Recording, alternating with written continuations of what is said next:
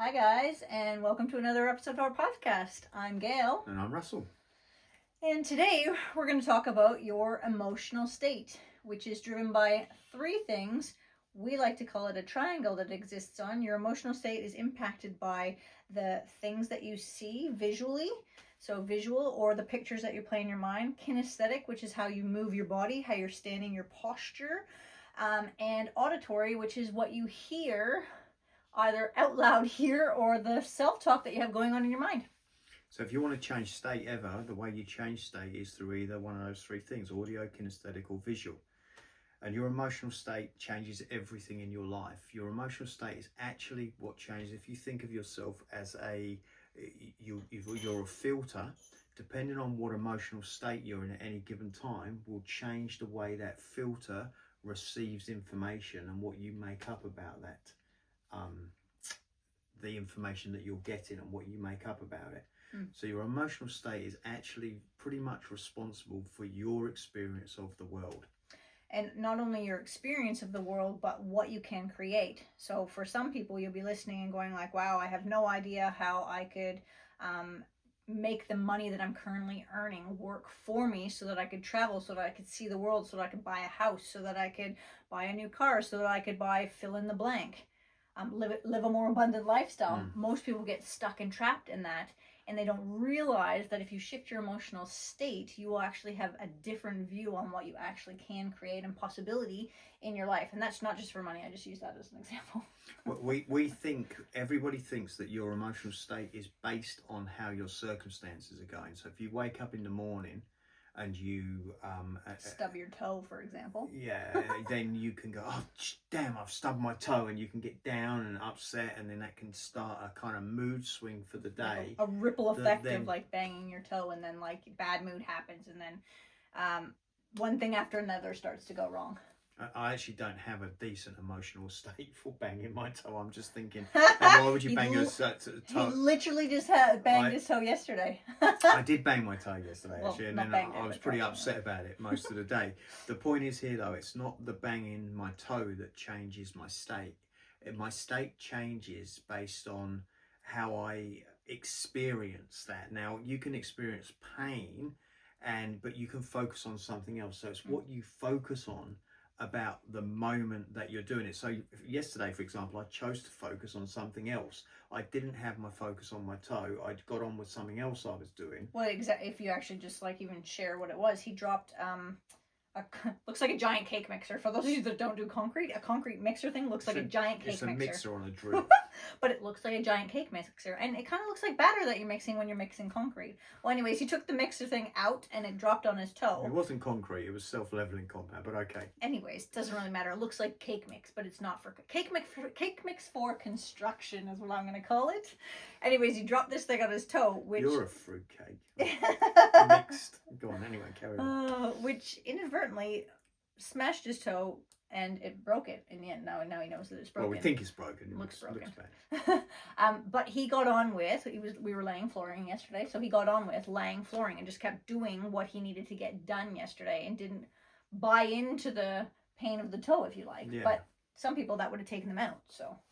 Yeah, so we want to, but what we want to get across is it's not the things that happen that change your mood, which is how you think of things. Is you get up and it's raining and you're like, oh shit, it's raining, or you get up and you get a bill and it's in the mail and it's like, oh no, I've got this bill, or something happens in the day and you get taken away and taken out. The same is true with your partner. And they will do something and your state changes. And we blame the external experience for our state change, or we think it's responsible for our state change.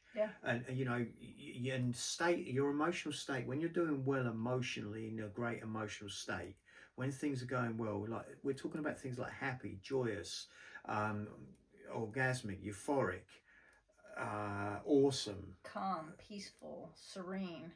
Yeah, all of these things are emotional states. When you're in these states, you tend to do well psychologically. You do well physically, emotionally. You do well physically. You feel good about yourself.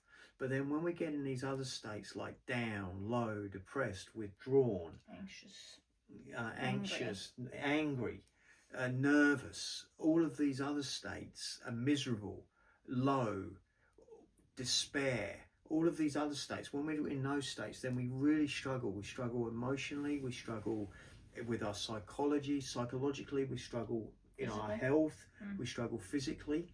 So, and I think an interesting one that we normally talk about as well is tired is a state. Yeah. Like they're like when people are like, oh my gosh, I'm so tired. Like, so even I've said that today. I've heard myself say, oh my gosh, I'm so tired today. And physically, I actually know I'm tired. And if I had a minute, I would go and have a siesta today.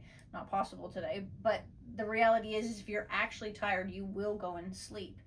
But the state tired actually has you show up in a different way all day, right? Yeah. And this is so important because, you know, if you're not in a great state, then that's when you're going to struggle in the relationship and with communication.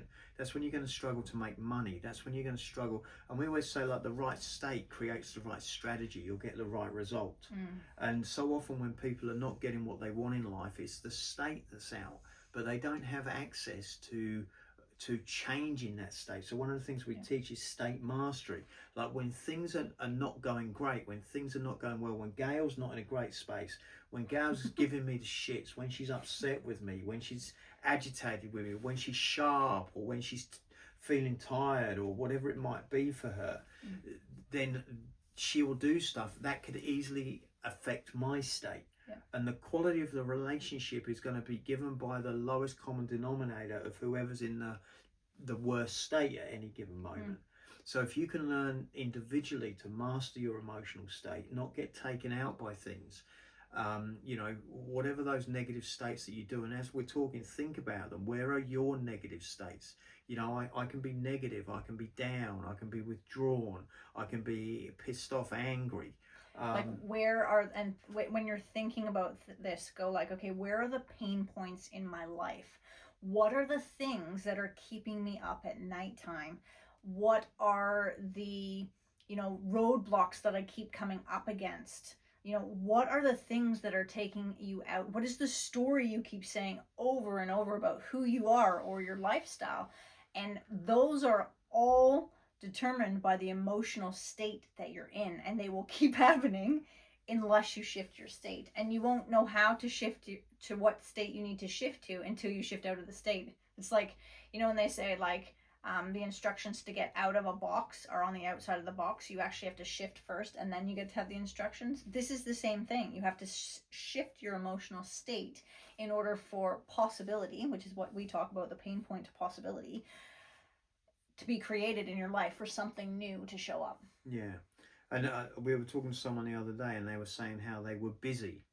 And so I know a lot of you won't like this, but busy is a state.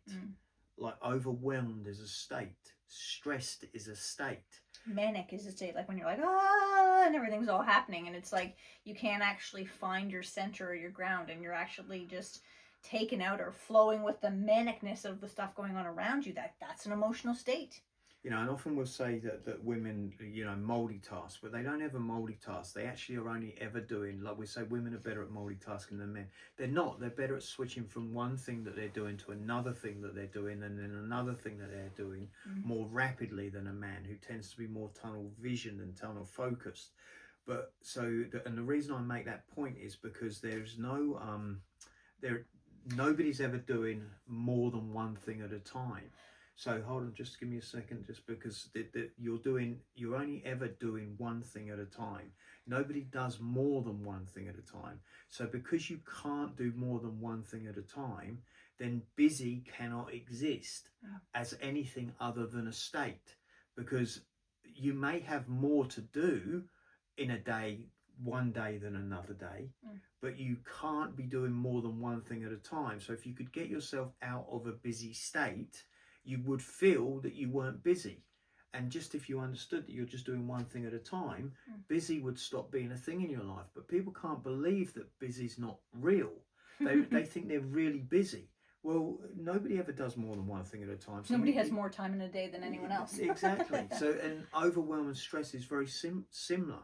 Sorry, you're going to say something here? Just when you're talking about multitasking, it's kind of popped into my head. Is the first time I've ever really saw, you know, when we talk about the brains, the female brain versus the man brain, Yeah, yeah. and the female brain being the superhighway, right? So when Yeah, you yeah. talked about like we can only ever be doing one thing at a time, but we can jump from things much quicker. It's because we have the superhighway going on in our brains, whereas men are very methodical and they don't jump around, and that like it's because they've got boxes and they have to move from one box to another. So it's the first time I kind of went like, when you talk multitasking and the brains, that I could actually see it in a totally different light, because you go like, wow, that actually makes sense, because all I could see was, yep, we can jump, superhighways can jump easy, whereas like boxes require pulling in and putting back out. True. So like totally kind of brought into that. So it might take us down a rabbit hole, but still I thought, that's well, kind no, of cool. but again, we always talk about and go, okay, let's do that next time. We've never really talked about the differences in the brains and everything, and I think that would be really valuable to perhaps remember that for the next time. But yeah, that's perhaps wise. You switch from one thing to the other very quickly. But these, the thing that happens to me is I can do stress, and notice how I use my language, because language is so important. I don't say I get stressed. I say I can do stress, because then what I'm doing is I'm reaffirming to my own conscious and subconscious mind that I am doing it. That way it gives me more access to power to change. More power to change, more power to create possibility than get stuck in the pain. The pain point being stress, right? So you think about you're stressed. If I say, oh, I'm stressed, like versus I'm doing stress, it completely changes, because doing it becomes an action, and like it actually take action. I can choose to, and then that like you then have power to make change at any point. And so what happens with you when you're stressed is stress is caused by thinking you have lots to do at any given moment in time. And so you'll end up getting stressed about everything you have to do, when, like I said, the reality is you can only do one thing at a time. Most of the time, the thing you're stressed about is never what you're stressed about. Most of the time, the stress is caused by some underlying emotional experience you're having of being not good enough, letting someone down, or failing in some area. There's some underlying connection to it. So what happens is, the first thing I do the moment I'm stressed, what does everyone else do when they're stressed? You go into another state, perhaps manic or chaos. Or rushed or busy. Or like short or sharp, or like, let's get it done. Like, And so trying to force things, I think. You try to force, right? You stop being present, you start to force. So the first thing I do, I know that stress is not real. So the first thing I do when I'm stressed is I stop. I go, that's like a little warning light that I'm not coping, or something inside me is not coping. I will stop, like literally stop and breathe. And breathing's a great pattern breaker, which then gives us a gap, which then allows us to create a different state in. And so which state am I going to get more done in? A stress state or an effective state? A stress state or a calm state? A stress state or a methodical state? Which one's going to be most productive to getting something done? And which one's going to be better for my health? Well, obviously not the stress state. So the first thing I do is I stop being stressed. I stop. I literally just stop. I go, okay, I'm not doing anything, because I know the stress is not real. And my mind is going crazy. My mind's going, what are you doing, you idiot? Don't stop. You have lots to do. You'll never get everything done. You'll fail. Everything's going to go wrong. It's going to be a nightmare. You must do more. You must do more. And my mind's going, blah, blah, blah. And I'm going, thanks, mind, for sharing all of that. Thanks for letting me know all of that stuff. But I know that's not real. And what I need to do right now is be calm, so I can work out what I need to do next. And then we always know the next thing to do next, which is where overwhelm comes, when we think that we've got to do everything in that one moment, when you can't do that. Well, and I think it's interesting as well, because I think a lot of people, what they don't do, and I know I was guilty of this in the past as well, is like we keep too many things in our space instead of moving things out of our space, which is like, okay, what is the next thing I could move out of my space right now? Let's say like if you talk about moms at home who get stressed in the morning getting kids ready for school, right? Like that can be a stressful time. And it's like, if you just go, okay, what's the next thing that I do? Okay, kids need to get dressed. Kids need to brush their teeth. They need to have lunches made. They need to eat breakfast. Like if you just do one thing at a time and move each thing out of your space, then it allows you to be, say, more calm in that moment, for example. Or just notice what things can you move out of your space, what things are occupying your mind, your thinking, your relationship, and like how much can you move out of your space. And I don't think people do that often enough, and then their emotional state is impacted by the amount of crap they're carrying inside their bodies. And so what happens with the states, we tend to do them because they're covering something over. So people that get busy are busy because they don't want to, like, it's always about being present. We don't want to be present to really what's going on, so we'll get taken away with being busy. Often I find people that struggle to say no or don't like to say no to people create a busy life for themselves because they don't want to have to put themselves in a position where they actually have to say no because they have another pan going on, perhaps, of people pleasing or not letting people down. Yeah. So there's all reasons. We're in the emotional state of people pleasing. That's like, that is, people go to the emotional state, people pleasing, and then it's the pattern that runs of people pleasing as well. But there's an emotional state that would be people pleasing.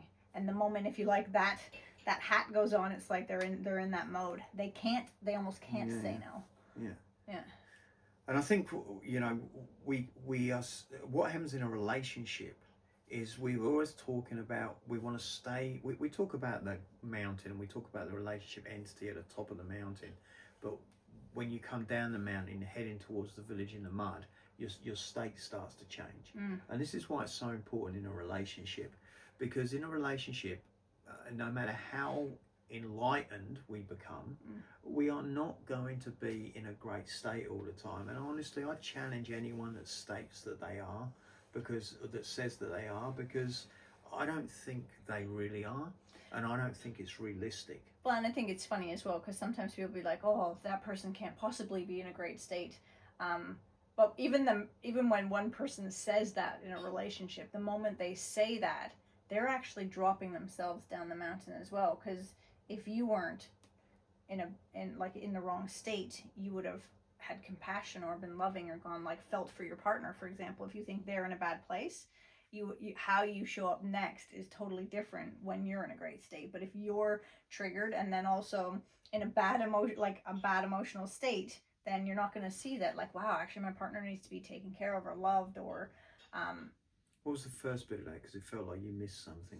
I was just thinking, I think you did something in your head that you didn't say out loud. That's usually what you do. But I know.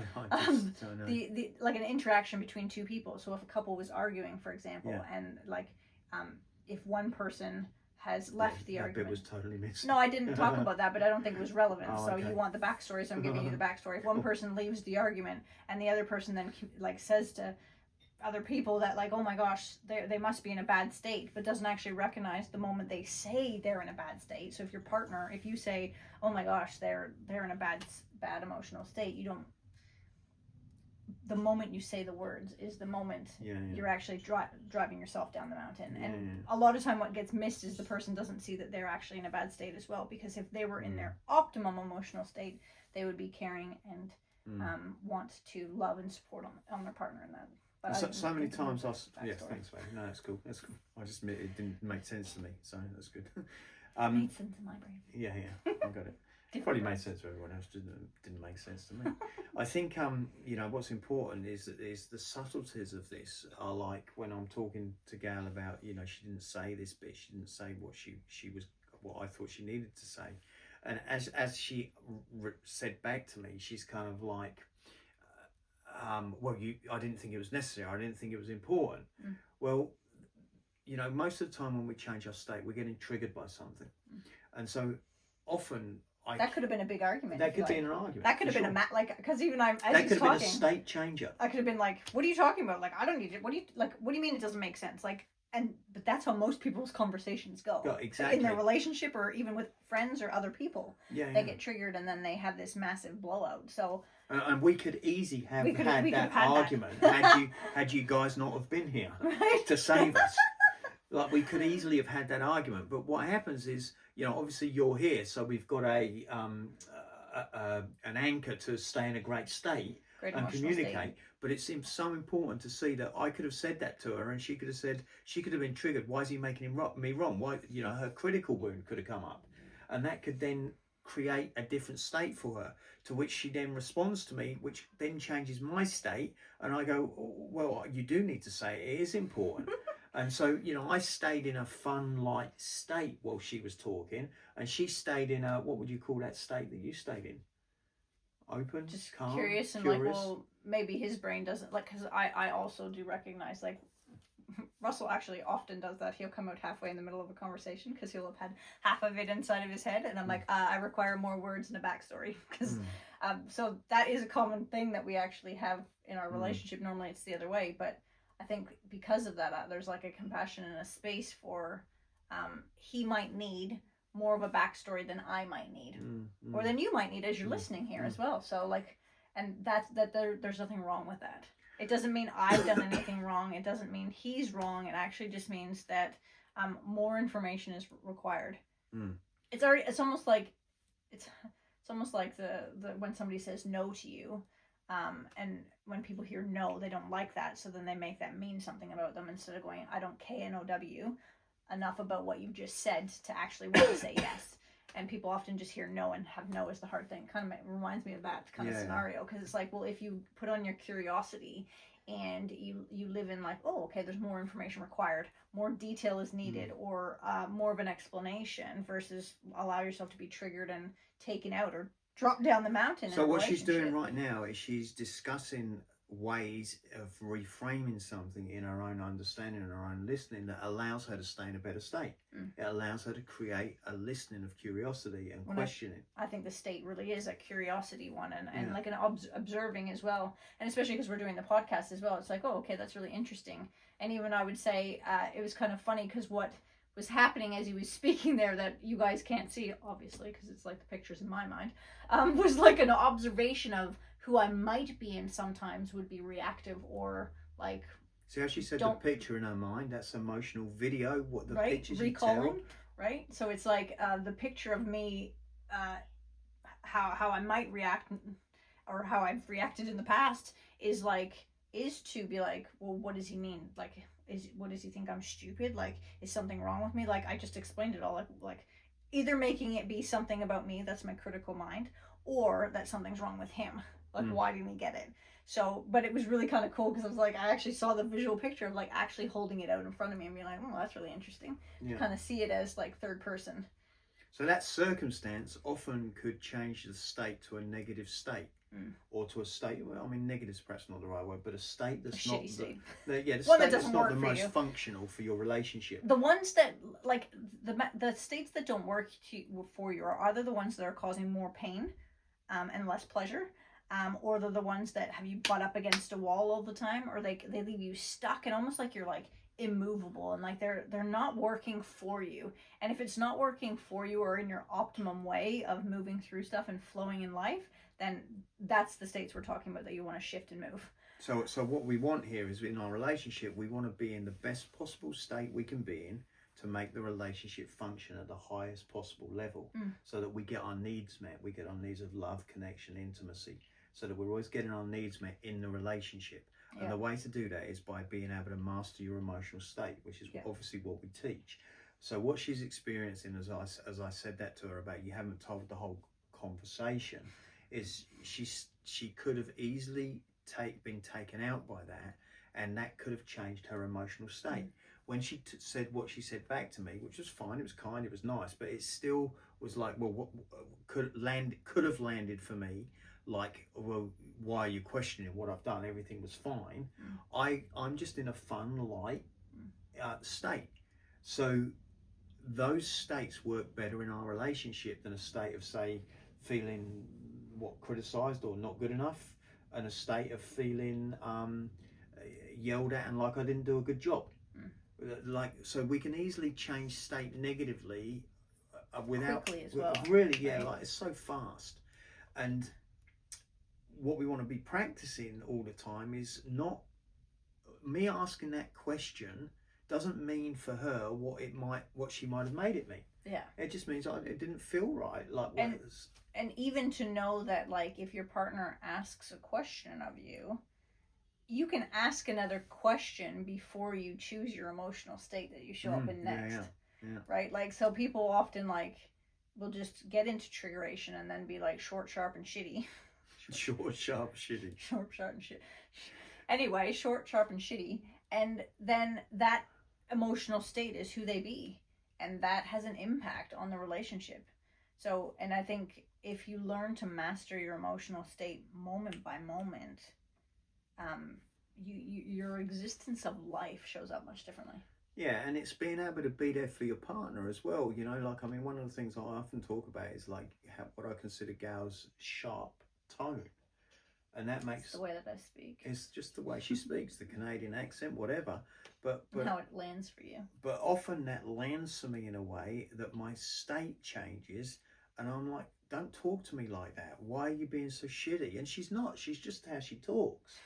And so, but sometimes let's just say that she's in a sort of, she's had a lot going on. Maybe she's exhausted. That's a common state for, especially for women, because they carry all this emotional weight, and they carry this burden of handling the family, the food, the husband, the money. It's like emotionally they carry everything. So exhausted, ladies, if you're listening, exhausted is an emotional state that you go to. Now there are you sometimes need sleep, rest to be taken care of. Yeah, gentlemen, sometimes you need to carry the emotional weight of the relationship and all the stuff that she's carrying as well. Yeah. Pop that in there because we can. Yeah, and so, but exhausted is a state. So if she's feeling stressed or exhausted or anxious about something, worried about something, then when she communicates with me, it's not going to come out pleasant, and it's not going to come out as nice kind as and enlightened. Kind. Yeah, you know, it's been really great lately. She's been taking such good care of me that I'm making sure that I tell her what that feels like, because I want her to know that it's been really special how well she's been looking after me while we've been doing things that we've been doing at the moment. And well, we've been renovating a house. For my sister-in-law. I think I'm sure I said it before in the podcast, but yeah, so she makes it make more sense. Yeah, right? Yeah. So while I've been doing the work and that, she's been looking after me, and I've gone, wow, that's so lovely. That feels great. I love that. And it's how do your emotional states complement each other? So Russell has been doing a lot of the physical labor, but he can't do what he's doing if I'm not in a great emotional state to be working with him. So we have a really well-oiled machine with how we work together to get shit done. Yeah. And we've mastered that. If you speak to any of our adult kids, maybe even our younger kids, but definitely our adult kids, because they brought it to our attention when we left Australia the last time, was like, holy crap, like the amount of stuff and how you guys work and function and what state you're in. They might not have said state, but I'm going to map it onto so you guys kind of get an understanding. The emotional state that you guys actually work as a well-oiled machine, and you get like crazy amounts of stuff done in a short period of time. And anybody who's seen our house like 3 or 4 days in Australia, like even Canada before we left, even a week before we're about to fly and leave the country for a long period of time, like you would say there's no way this house will be ready for Airbnb, but it always is, and it's because we've learned to master our emotional state and how we get things done and ready to be able to leave to go traveling is really great. So like we've mastered our emotional states. So now this is the thing that you're not going to like, right? Me? No, oh, not you. Like, I don't know if you'll like it. Oh, this is going to be fun. I think you know this it. could be fun. But this is the thing you're not going to like, right? In a particular, in this emotional state I'm in now, I'm sharing how great Gail's been and how awesome she's been. If I changed state and I wasn't in such a great state, it wouldn't look that way to me. So what I'm saying is that you're complaining about your partner is only based in, there are things that they do, don't get me wrong, there are things that they do that annoy. Like I leave my clothes on the floor where I take them off, regardless of what state Gail's in. Yeah. So gosh, yes. There are things that happen that I do. She mangles the fucking toothpaste in a contorted way. Now, you've been better at that, you know, but never let the truth get in the way of a good story. She mangles the toothpaste in a way that you... I make no attention. I have no attention on how you squeeze a toothpaste. Right. Squeeze from anywhere, which looks like mangling a toothpaste container. She does that regardless of what state I'm in. The complaining about your partner and what they do, though, is completely separate to what they do. Yep. The complaint that you have about your partner and that they have about you is all based on your emotional state. Well, let's see. Let's test this here. Hang on, let me do a test here. Okay. If Russell's in a loving Gail state, like I'm loving Gail, she's like awesome, like she lights my life up. If he's in a loving Gail state, right? Yeah. How does the toothpaste appear to you? Yeah, I mean, look, the toothpaste never bothers me anyway because I think it's No, cute and fun. for the so sake it's of not this, a good conversation. it Don't brush is. my hand. Why For do you the brush my sake of this, how does that actually? Because there It's is like- an annoyance. It's So like, what the let's. fuck? Why does she fuck the toothpaste? No, when up? you're in loving gale. Oh, when I'm in loving gale. He's ruining my example here. No, no. Okay. When you're so in when loving I'm in gale, loving gale. Sorry. How I'm, does the I'm toothpaste away land for having you? a conversation. I know in you're my off own with the head. fairies. When you're in loving gale state I and think, the toothpaste is mangled. I think it's cute, and I think it's funny, and I like to see it. And sometimes I will try and straighten it out just so the next time she comes in, she can mangle it again. Right, now watch this. When you're in a Gail drives me absolutely crazy and is pissing me off state, how does the toothpaste land for you? Why the fuck can't I get any toothpaste out of this? Why would anybody use it this way? It doesn't make any sense. It just makes life hard. So that's 2 examples, even though he got there in the end. Woohoo! Good Great call, job, Russell. Give him He a got hand. there in the end. Give him a hand. Cool. But that is how life exists for people. In one emotional state, it's cute, it's funny. He straightens it out to see how much I can mangle it the next time. In the other state, it's like, oh my god, seriously, he probably wants to shoot himself in the face. Like, because Or this shoot is so, Gal in the face. or shoot me in the actually. face, right? So like, I Yeah. stop pushing the toothpaste like that. Same thing happening. 2 different emotional states, and look, we could test it with 3 or 4 Which different gives a emotional different way that it looks, and it's not like I'm making stuff up. states. No, this is actually like, In a particular state, it will look totally different to and you. I promise you, there has been a conversation where it's like, why the fuck does the toothpaste always be so mangled? Because he's been in a shitty state, or I don't like Gail state, or whatever version you might have.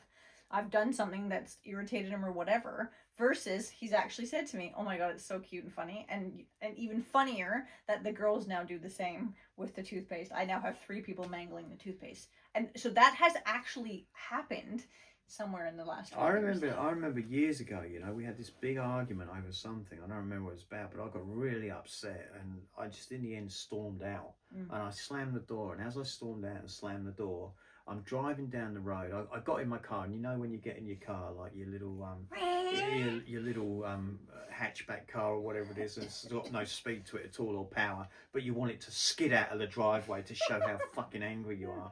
You know, I got there and I revved it up and yanked it into reverse and reversed out of the thing, and then I accelerated away. Probably got a sparking fine. Probably got a speeding fine. Sparking fine. It's a combination of a park and speeding fine all at the same time. So I probably got a speeding fine. So I'm trying to accelerate away so she knows how pissed off I am. And I'm going down the road and I'm like saying to myself, bloody women, bloody relationships. They're just a nightmare. She's never going to understand me. She doesn't love me. I can't stand it. I'm never going back. I don't want to be in this relationship anymore. It's too hard. And I'm doing that going down the road. And as I'm doing it, I'm listening to myself having all this bloody tantrum. And all of a sudden, I got like a mile away or a couple of kilometres away and still revving the car as fast as it'll go. Forgotten to change gear. I'm stuck in second. Just because I'm liking the revs. Forgot that she can't hear it anymore. Then all of a sudden, my state changed.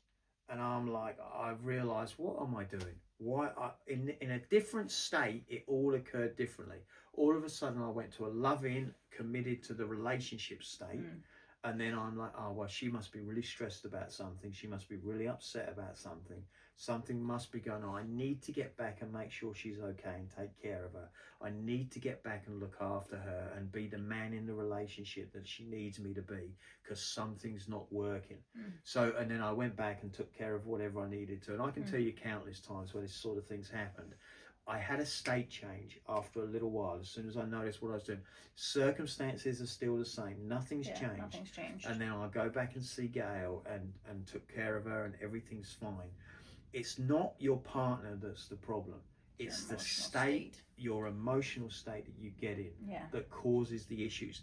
They cause them to look a certain way. At any given moment, you have a choice between staying in a great state and doing whatever you need to do for you. Don't expect change from them, but they will change.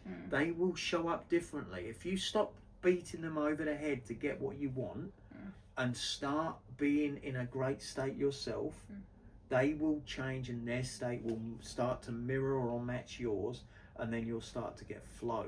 Yeah. Which is what happens when we're in great state, is ultimately we want to get to a state of flow. Yeah, and then we can create possibility from there. Yeah. And if you think of it like this, because every single person listening has heard or seen or experienced with either their own children or seen somebody else's child doing this, when a child throws a tantrum and totally throws down. Like, you've all seen it, we've all experienced it, and you think that stops later on in life. And what we're telling you is you just have emotional states that is your version of the throwdown. And if you don't start to recognize where you're throwing down in your life, at your job, in your relationship with your kids, with your family, with your friends, any other area of your life, if you don't start recognize where you're having a shitty emotional state and throwing down, you won't be able to create possibility. You won't see any other outcomes. You won't understand, well, how come they get to travel the world? How come they bought a big house? How come they have multiple properties? How come they can do all these things? Like, and I'm not just talking about us, you talk about this with other people in your lives. You won't see how to go from where you are to creating possibility until you recognize that it all comes from an emotional state, and it all comes from shifting your emotional state.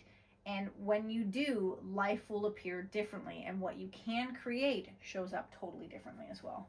It's almost the backbone of everything we teach is your emotional state. And what makes us different when we work with relationships, and anyone that's worked with us will tell you this, when you, or for even people, like, it's not just relationship, even when we're working with individuals. You know, I was talking to a lady the other day. She said she's not ready to come and do any of our work or to work on their relationship because she's in a withdrawn, pissed off, resigned, resentful, unloved, uncared for, not possible, skeptical, unhealthy state in her relationship. So of course it looks hard to work on the relationship in that state. Yeah. The first thing we do with couples is, you know, I see so many courses where the couple are left in their, you go to a relationship program to work on your relationship because your relationship is not in a great place. And because your relationship is not in a great place, neither of you are in a great state. And then what happens is you sit through the whole program until the end of it, where you come out of it and get yourself in a good state because of what you've learned. And you all of a sudden things seem brighter because your state changes at the end of it. Well, what we do is the very first thing we do with any couple we work with is we get them into a state change place where we teach them how they can be in a great state regardless of who their partner is or what their partner's doing. Or how they're showing up or what's going on. And then from the moment that they're in a better state, you can work so much faster with relationships. It really is the key to a relationship turnaround. If you want to turn your relationship around really fast, like 90 days, right? So it takes 90 days to implement any new habit. Yeah. This is like a known thing. We're not creating this out of our ass, but it takes 90 days. So a 90-day relationship turnaround, the first thing you want to master and the first thing we teach in a 90-day turnaround is your emotional state. So you go into it and it's much easier from the beginning because you know that angry state that you're occupying, that pissed off state, that withdrawn state, that resigned state, that resentful state, that unloved state, that not good enough state, whatever it is that you're in, that you're complaining about, that your partner is the problem, we change that immediately. So all of a sudden you start to feel better. So that you now have the power for how you show up, not like the crap that's going on around you is what's making you. It's like, no, I get to choose here. So, you know, pick a few states that work for you. And then start to practice being them. You will see your partner will change how they look. And then remember, at the end of the day, you can either be right about what you think your partner is showing up as, or you can be happy and change your state. So, like, choose. Be right or be happy. Like, be right and stay in your shitty emotional state, which is having your partner show up one way, or be happy and shift your emotional state. Yeah. Choice time. Cool. Nice. Want to leave it there? I think we'll leave it there. Okay, I like it. Okay, nice. Cool. All right, babe. Good job. Have a great day and shift your emotional state. All right, bye-bye. How was that?